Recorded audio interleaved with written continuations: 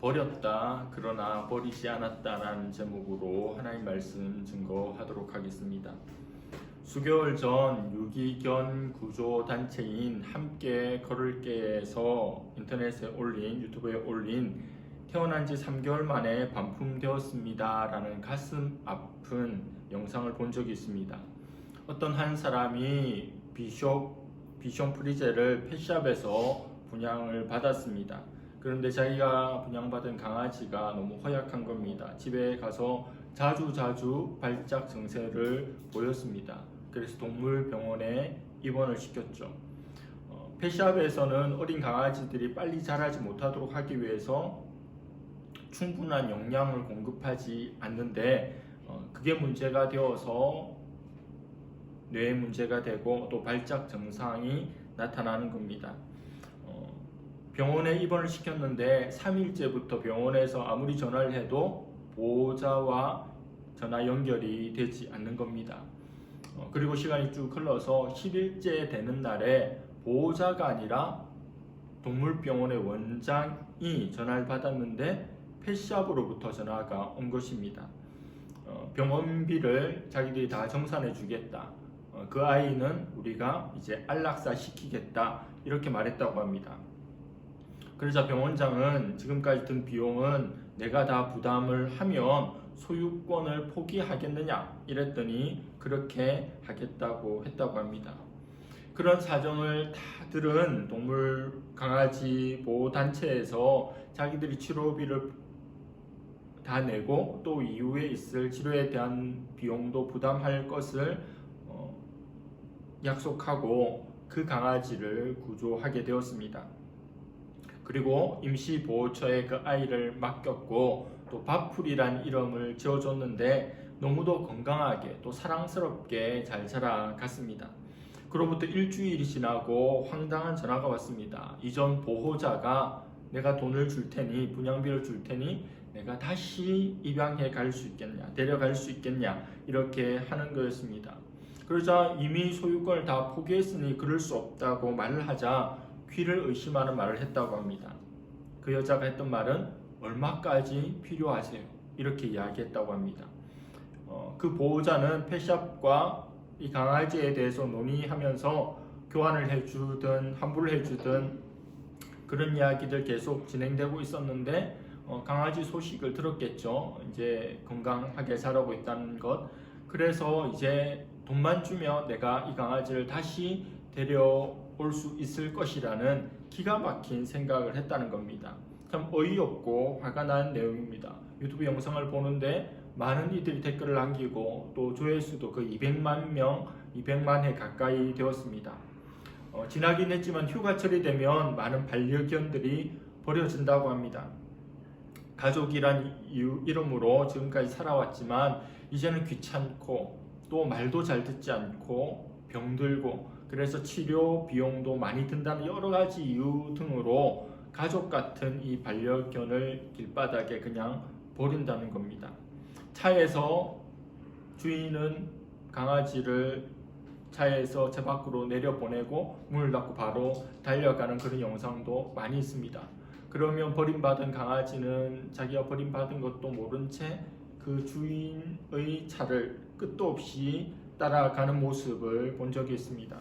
그리고 위험하지만 그 도로가를 떠나지 않고 나의 주인이, 나의 보호자가 나를 다시 찾아올 것이라는 기대를 가지고 있는 아이들도 많이 보았습니다. 그리고 유기견 보호소에 가서 내가 버림받았구나 라고 하는 것을 그 강아지들도 알기 때문에 체념한 채, 그리고 어떤 강아지들은 눈물을 하염없이 흘리면서 우는 그 눈빛을 보면 참 가슴이 아픕니다. 그런데 어디 반려견 뿐이겠습니까? 태어난 지 얼마 되지 않은 신생아들을 얼마나 많이 버리고 있습니까? 그래서 해외로 입양을 보내기도 합니다. 아이 수출국에 불명예가 있는 나라가 아닙니까? 그리고 예전에는 늙고 병든 부모들을 버렸다 그런 말도 있지 않습니까? 사람은 쉽게 무언가를 버립니다. 어떻게 보면 그 사람 입장에서는 참 편리한 그런 문제 해결 방법인 것처럼 보입니다. 그러나 우리 하나님께서는 한 번 선택하신 사람, 한 번 선택하신 민족은 결코 버리시지 않습니다. 이 세상에 수많은 나라와 수많은 민족들이 존재하지만 이스라엘처럼 독특한 민족은 없을 겁니다. 이스라엘 수상을 지낸 벤구리온, 이스라엘의 그 수도의 공항 이름이 벤구리온 공항입니다. 그는 이런 말을 했습니다. 이스라엘처럼 세계 역사의 중심적인 역할을 한 민족, 그런 나라가 또 있겠는가, 이런 말을 했습니다. 유명한 역사가인 아놀드 토인비 교수도 이스라엘 역사를 연구하면 연구할수록 신의 섭리를 인정하지 않을 수 없다고 말했습니다. 또 과거에 프러시아 제국의 한 황제가 황실에서 일하고 있는 황실 목사에게 말하기를 나는 신을 정말 믿고 싶은데 신이 있다는 증거가 없어서 못 믿겠다고 이야기하였습니다.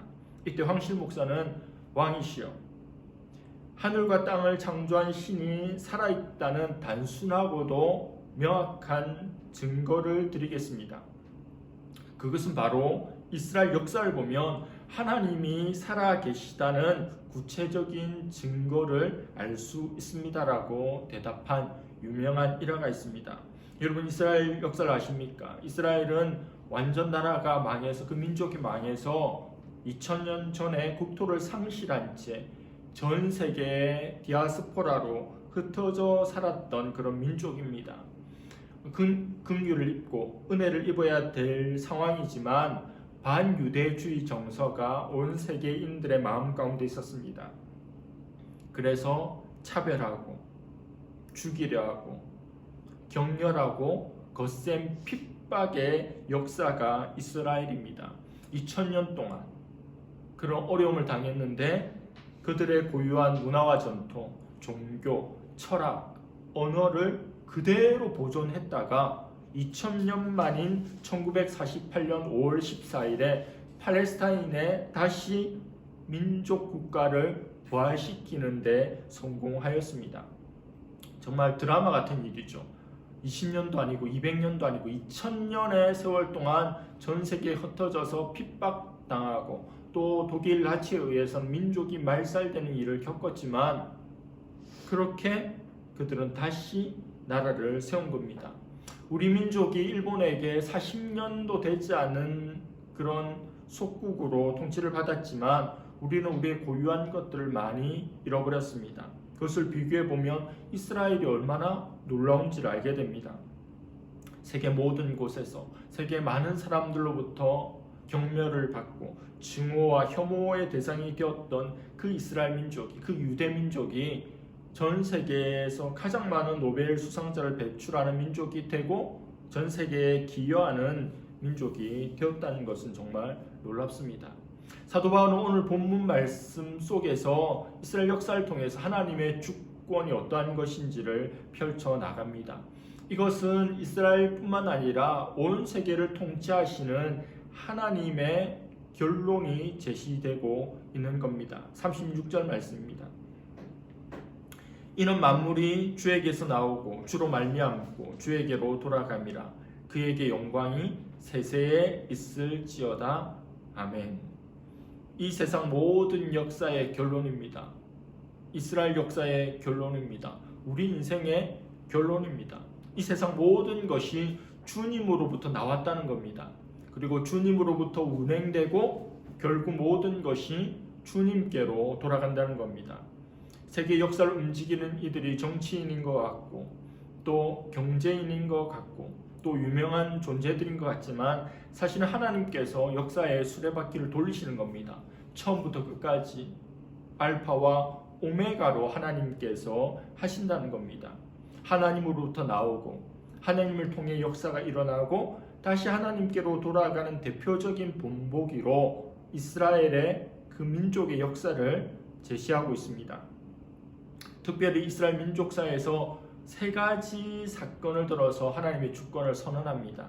그 세 가지 사건 중 첫 번째는 하나님께서 이스라엘을 선민으로 택하셨다는 것, 그리고 이스라엘 민족을 잠시 버리셨다는 것, 그리고 다시 이스라엘을 회복시키는 이 사건입니다. 오늘 그러한 것들을 살펴보면서 하나님의 주권이 어떠한가를 살펴보겠습니다. 먼저 하나님께서 이스라엘을 택하셨습니다. 로마서에 계속해서 나오는 말씀이고 오늘 말씀에도 등장합니다. 그리고 성경 전체를 관통하는 말씀이기도 합니다. 하나님이 이스라엘을 택하신 것은 주권입니다. 성경의 많은 부분에서 하나님이 이스라엘을 택하신 이유를 설명합니다. 그들이 다른 민족보다 강해서 또 많아서 그들이 도덕적으로 우월해서 머리가 똑똑해서 탁월해서 놀라운 능력이 있어서 재능이 있어서 땅덩어리가 있어서 그런 것이 아닙니다. 수요가 많아서 힘이 있어서 뭔가 대단해서 택한 게 아닙니다. 그냥 하나님의 뜻입니다. 하나님의 마음입니다. 하나님의 주권이고 섭리입니다. 그냥 이스라엘 민족을 만드시고 이 민족을 통해서 하나님이 이를 이루어 가시겠다는 하나님의 뜻으로 말미암은 일입니다. 전적인 은혜, 전적인 섭리입니다. 그럼에도 불구하고 이스라엘은 대부분 복음에 불순종했습니다. 이스라엘 역사의 아이러니죠. 이스라엘이 기다린 것은 무엇입니까? 메시아를 기다리고 있습니다. 구원자를 기다리고 있습니다. 근데 자기 민족 가운데 약속대로 구원자가 왔는데, 메시아가 왔는데 그 예수를 십자가에 못 박혀 죽였을 뿐만 아니라 지금도 믿지 않고 메시아를 기다리는 민족이 유대 민족입니다. 하나님이 그들을 택하셨습니다. 그리고 구원자를 보내주셨습니다. 다윗의 손으로. 그런데 이스라엘이 죽였죠. 하나님의 뜻을 거스른 겁니다. 그러면 그들의 불순종 때문에 이제 하나님과의 계약이 파기되거나 이제 너희와의 언약은 무효다라고 하셨을까요? 아닙니다. 그들이 그러한 불순종과 패역이 있음에도 불구하고 하나님은 여전히 남은 자들을 통해서 그 민족을 향한 소망과 뜻을 이어갑니다. 바울이 그 예이고 그리고 바알에게 무릎 꿇지 않는 7,000명의 사람들이 그러한 존재들입니다. 100% 모두가 하나님을 떠난 것이 아닙니다. 100% 모두가 예수님의 십자가에 못 박은 것이 아닙니다. 소수의 사람들이 남아서 하나님의 뜻을, 하나님의 섭리를, 하나님의 계획을 신실하게 지키며 이루어가고 있다는 겁니다. 북한 지하교회 성도들이 믿음을 지키고 있는 것처럼, 또 중국이 막혔을 때 그 중국의 성도들이 목숨을 걸고 그 신앙을 유지하고 간직했던 것처럼 하나님은 하나님의 백성, 남은 자, 렘넌트를, 거룩터기를 보호하고 계십니다. 그러면 이 남은 자들이 하나님에 의해서 쓰임받게 되는 것은 또 어떤 이유일까요? 100명 중에 1명, 1000명 중에 1명이 남았다면 그들의 특별함이 또 대단함이 또 우월함이 있어서일까요? 그조차 아닙니다. 택하심도 하나님의 은혜이고 그리고 남겨진 자들도 하나님의 은혜입니다. 여러 가지 시험을 거쳐서 대단하고 훌륭하고 남길만 해서 남긴 것이 아니라 그조차도 하나님의 보호의 펜스 안에 든 것은 하나님의 주권적인 은혜, 그저 주시는 선물이라는 겁니다. 5절과 6절입니다. 그런즉 이와 같이 지금도 은혜로 택하심을 따라 남은 자가 있느니라. 만일 은혜로 된 것이면 행위로 말미암지 않음이니 그렇지 않으면 은혜가 은혜되지 못하느니라. 우리의 행위로 택하심을 받았다면 더 이상 은혜가 아니죠. 나의 공로입니다. 나의 어떠함 때문이죠. 그러나 나에게서 그 근거가 없는 겁니다. 하나님께서 전적으로 은혜로 택해 주셨습니다. 로마서 11장을 한마디로 요약해 보면 이스라엘 민족이 하나님의 쓰임받는 민족으로 존재하는 이유는 하나님의 주권적인 선택이고 하나님의 은혜 때문입니다. 이것은 우리에게도 그대로 적용됩니다. 성경의 역사가 이스라엘 역사여서 그들에게만 국한되는 것이 아니라 모든 언약 백성, 영적인 우리에게도 그대로 적용됩니다. 우리의 경우를 생각해 보길 바랍니다. 우리가 오늘 예배드리고 하나님 앞에 찬양하고 하나님 말씀을 듣고 기도하고 또 일상에서 다른 사람들과 다른 거룩한 삶을 살아가는 것, 하나님의 특별한 사랑과 은혜와 돌보심을 받는 것, 그 이유가 무엇입니까? 우리가 다른 사람보다 더 나아서가 아닙니다. 의가 있어서 공로가 있어서가 아닙니다. 우리는 왜 이러한 특권을 누리는 걸까요? 우리가 부족하고 연약해도 하나님께서 우리를 택하여 주시고 사랑해 주시기 때문입니다. 우리가 복음을 전할 때 다른 사람들을 복음의 자리로 인도하는 것, 이 놀라운 일에 쓰임 받는 것 자체도 우리의 믿음이 대단하거나 우리가 그 정도 자격이 있어서가 아니라 그렇게 우리를 들어서 쓰시는 하나님의 전적인 주권 때문입니다. 하나님의 은혜 때문이죠. 그래서 구원받은 것도 감사하고 하나님과 동행하고 하나님을 섬기며 사는 것도 감사하고 또 하나님의 보호와 인도를 받으며 하나님의 일들을 하며 살아갈 수 있는 것도 나로 인한 것이 아니라 하나님으로 인한 것임을 믿어야 합니다.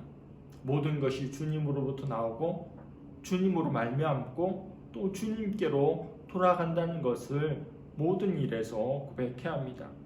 근데 하나님께서는 이스라엘을 그냥 내버려 두시지 않고 버리셨습니다. 하나님의 주권은 하나님께서 이스라엘을 버리신 사건 속에서도 드러납니다.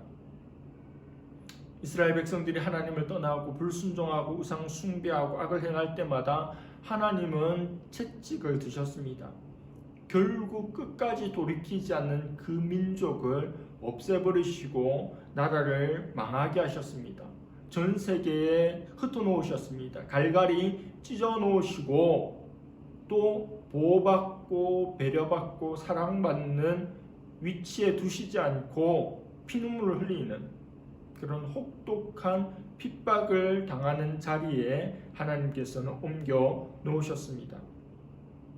불신앙의 자리에 있었던 그들을 통해서 하나님은 하시고자 하는 일이 무엇이었을까요? 그것은 이스라엘을 넘어서서 이방인들에게 구원의 기회를 주는 겁니다. 이번 주에 저는 손흥민 선수의 에세이를 읽었는데 참 와닿는 부분이 축구 선수로서 자기는 항상 그라운드에 나가고 싶은데 나갈 수 없게 되는 부상이나 또 자기의 컨디션이 좋지 않아서 벤치를 지키고 있을 때 그 마음이 너무 아프다는 겁니다.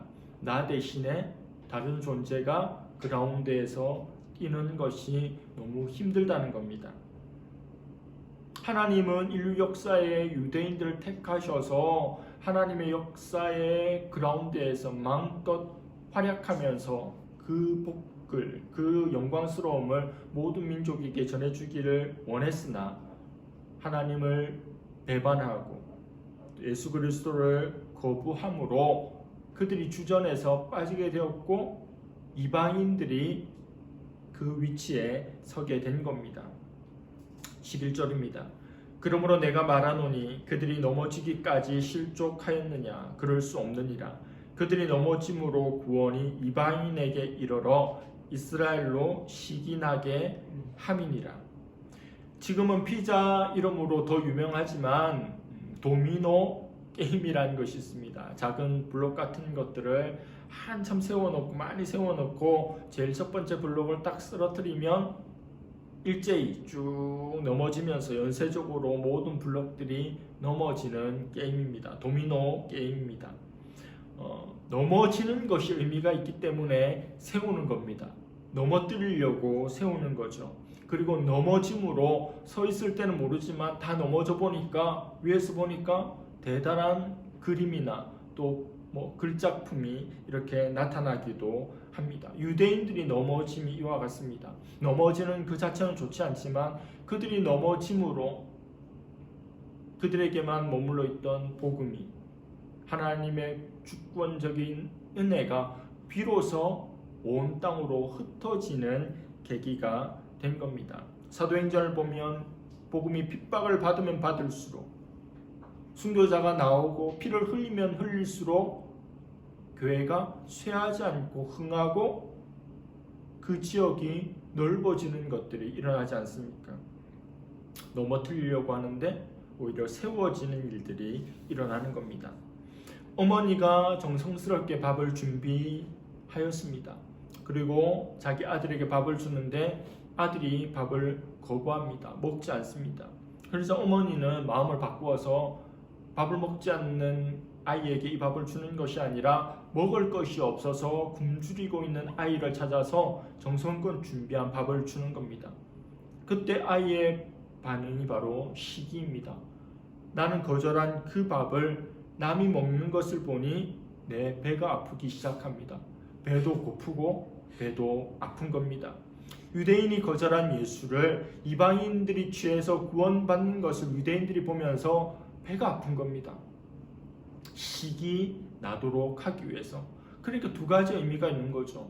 유대인들이 1차적으로 거부한 복음이 이방인에게 나아가는 계기가 되었고, 이방인에게 복음이 나아가서 그들이 복을 누리고 은혜를 누리는 것을 보고 정신을 차린 유대인들이 저건 우리 복인데 우리 건데라고 생각하도록 하고자 한 겁니다. 일타쌍피죠. 돌 하나에 두 마리 새를 떨어뜨리는 겁니다. 이스라엘 백성들이 복음을 거부하자 이제는 이방인들에게 구원의 기회가 제공되어서 이스라엘 백성들이 누려야 할 은혜와 복들을 이방인들이 누리게 되었습니다. 사도 바울은 이 사건을 감람나무의 비유를 통해서 설명합니다. 참 감람나무가 있습니다. 가지를 꺾었습니다. 그 꺾은 가지에 돌감람나무를 연결시키는 겁니다. 그러면 돌감람나무가 참 감람나무로부터 필요한 영양들, 진액들을 공급받고 그 혜택을 누리게 되는 거죠. 꺾인 참감람나무가 유대민족이고 접붙임된 돌감람나무가 이방인들입니다. 과수원에서 과일을 재배하는 많은 경우에 이렇게 가지를 꺾고 접붙임을 한다고 하죠. 그럼 더 맛있고 또 당도도 높은 그런 과일들이 만들어진다고 하지 않습니까? 복음이 유대인에게 머물러 있다가 접붙임을 받은 이방인들이 그 복음의 풍성함을 누리는 겁니다. 유대인들이 정신을 차리고 전 세계를 보고 기독교 역사를 보고 우리 대한민국 같은 나라를 보면 얼마나 기가 막히겠습니까? 자기들 입장에서는 자기들이 언약 백성이고 자기들에게서 예수님이 오셨는데 자기들 교회는 거의 없고 믿는 이들도 없고 저 변방에 있는 저 고요한 아침의 나라, 그 대한민국이 복음이 들어간 지 100여 년 만에 이렇게 놀라운 부흥을 경험하고 세계 선교를 감당하는 국가가 된 것, 얼마나 기가 막히겠습니까?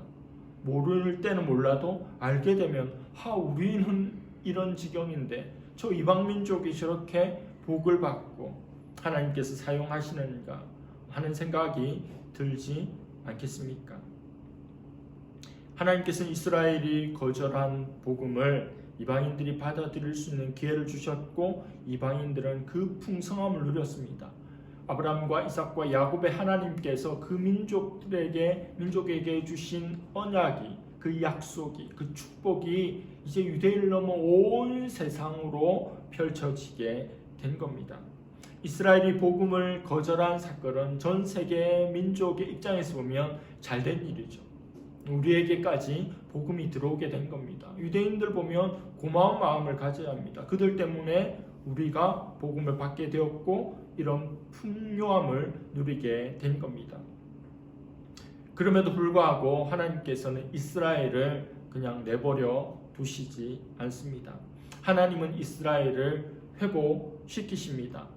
온 세상에 하나님을 열정적으로 열렬히 사랑하는 민족이 얼마나 많습니까? 우리 민족만 하나님을 이렇게 사랑하고 열심히 찬양하고 예배하고 전도하고 기도하겠습니까? 아프리카의 여러 민족들도 그러합니다. 우간다 이런 나라들도 얼마나 복음이 활발하게 전개되고 전파되는지 모릅니다. 네팔 같은 나라들도 왕정이 무너지면서 놀라운 복음의 은혜들을, 역사들을 경험하고 부흥을 경험합니다. 공산당 치하에 있는 중국에는 1억 이상의 크리스찬들이 지하교회에서 그렇게 신앙생활을 하지 않습니까? 우리는 한두 시간 예배를 드리는 것이 보통이고 길어지면 힘들어하지만 그 사람들은, 중국 사람들은 몇 시간씩 예배를 드리고 어떤 찬송은 200절, 300절 있는 그런 것도 있다고 하지 않습니까? 이 복음이 전 세계에 전파됨으로 엄청난 풍요로움이 있게 된 겁니다. 그 약속은 하나님이 유대인들에게 주신 약속인데 이제 하나님의 은혜가 복이 담장을 넘어서 온 땅을 향해 나아가게 된 겁니다. 그러면 이제 이스라엘 향해서 너와는 끝이야. 너보다 더 나를 사랑하고 예배하고 날 위해 사는 민족이 많아. 너하고는 이제 손절이야. 결렬하자. 이렇게 하지 않습니다. 그렇게 하면 인간이죠. 인간은 얼마든지 그럴 수 있고 언제든지 그러한 삶을 살지만 하나님은 변치 않는 분입니다. 버렸다고 말씀드렸는데 버렸으나 완전히 버리지 않으셨고 그루터기를 통해서 남은 자를 통해 씨앗을 통해서 다시 그 민족을 돌아보십니다. 하나님의 약속이 무효되었습니까? 철회가 되었습니까? 없어졌습니까? 그럴 수 없다는 선언이 로마서 11장 1절입니다. 그러므로 내가 말하노니 하나님이 자기 백성을 버리셨느냐? 그럴 수 없느니라. 나도 이스라엘인이요 아브라함의 씨에서 난 자요 베냐민 지파라. 바울은 하나님께서 자기 민족을 버릴 수 없다는 예를 자기 자신을 들어서 설명합니다. 하나님 우리 민족 버렸다고? 아니야, 날 봐.